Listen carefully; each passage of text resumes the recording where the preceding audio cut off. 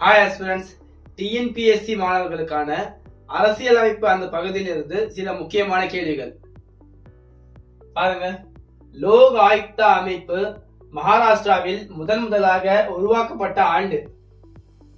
Option A 1970, option B 1972, option C 1973, option D 1971.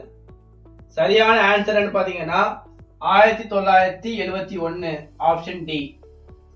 Lok Ayukta அமைப்பு மகாராஷ்டிராவில் முதலாக உருவாக்கப்பட்ட ஆண்டு 1971.